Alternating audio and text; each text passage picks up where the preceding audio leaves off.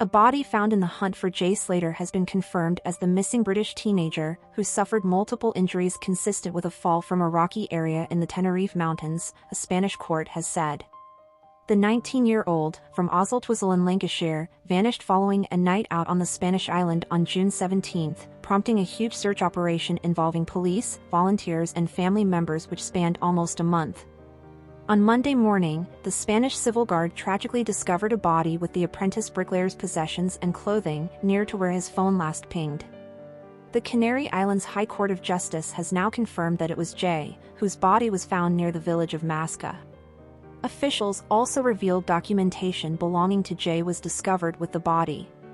At a court hearing on Tuesday, a spokesman said, "Fingerprinting confirms that the body belongs to Jay Slater and the death was due to multiple traumas compatible with a fall in the mountainous area."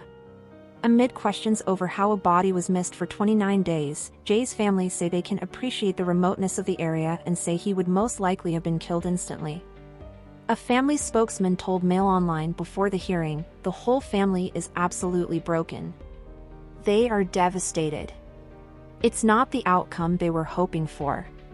Initially they thought how could he be so close and yet be missed, but now having seen the location they appreciate the remoteness of it and there is no criticism of the search.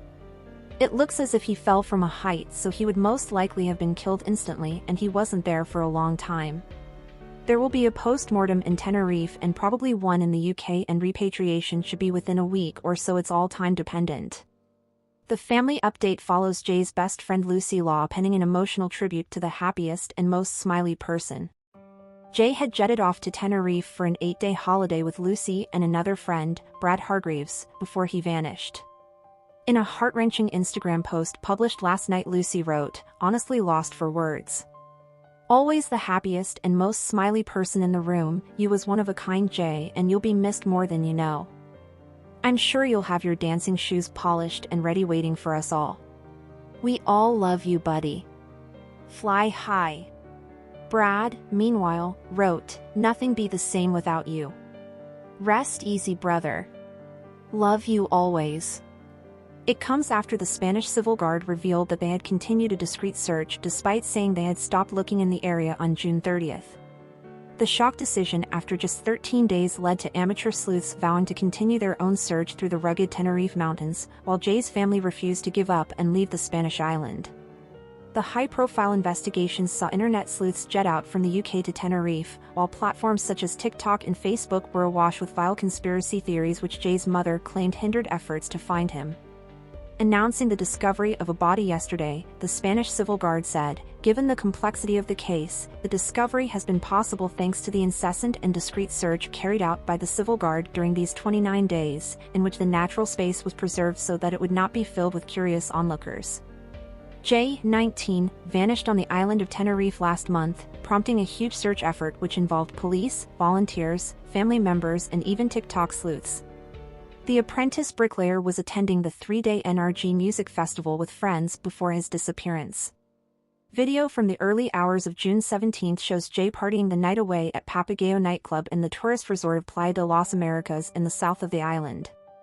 At around 5 a.m., Jay left the Veronica's Strip and got into a Seat Leon hire car with convicted drug dealer Ayub Qasim, 31, and Qasim's unnamed friend, who he had met earlier on the holiday.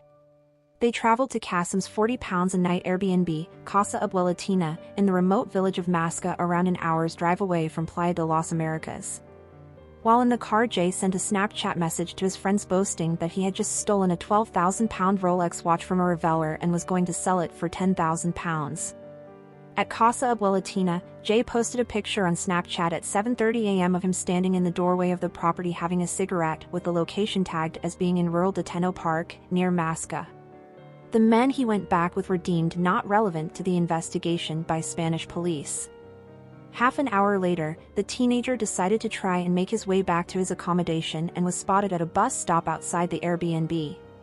After missing a bus, he called his friend Lucy Law between 8:15 a.m. and 8:30 a.m., telling her he was attempting to walk back to his accommodation, a journey that would take around 11 hours.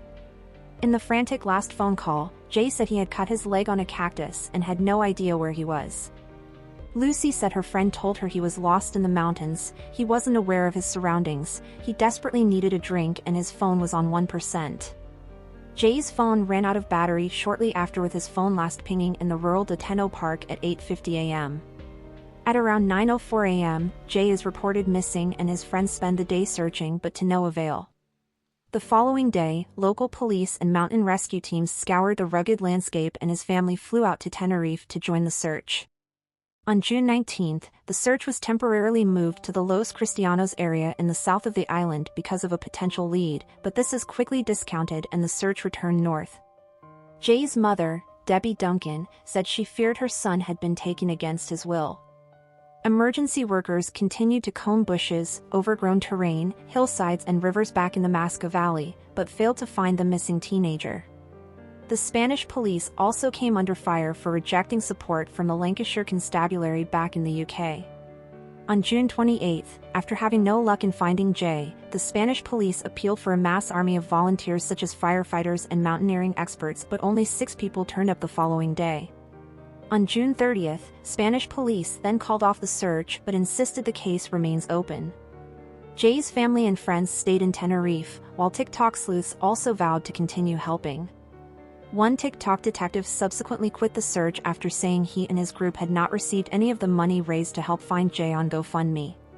But Jay's mother hit back, claiming she had given him £740 of her own money for accommodation, adding, "We don't need hikers, we need experts."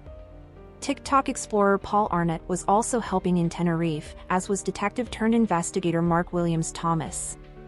Nevertheless, Spanish police officers were discreetly continuing their own search of the mountains.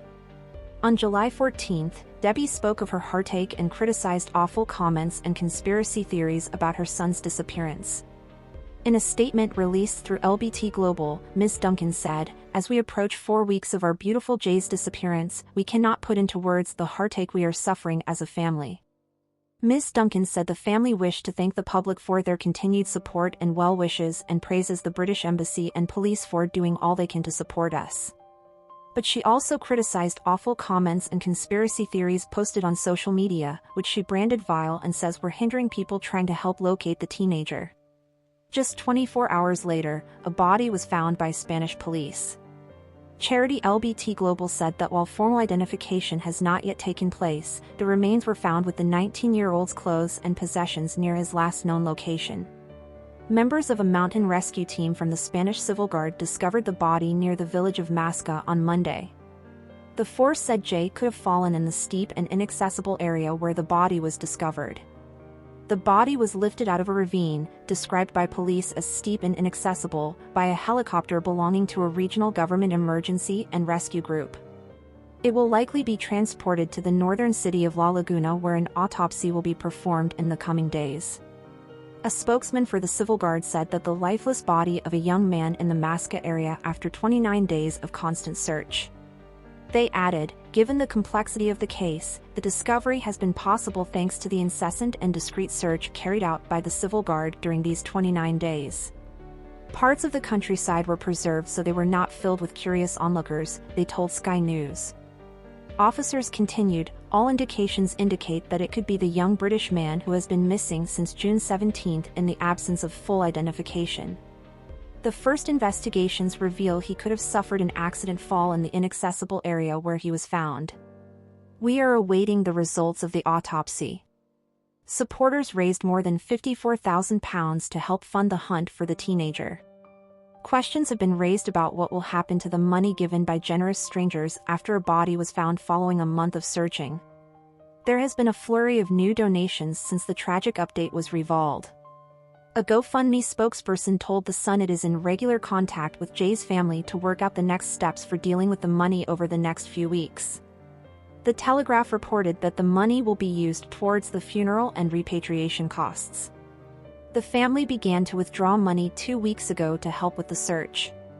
Jay's mother Debbie previously said the money was also being used to support mountain rescue teams, her own accommodation and food costs.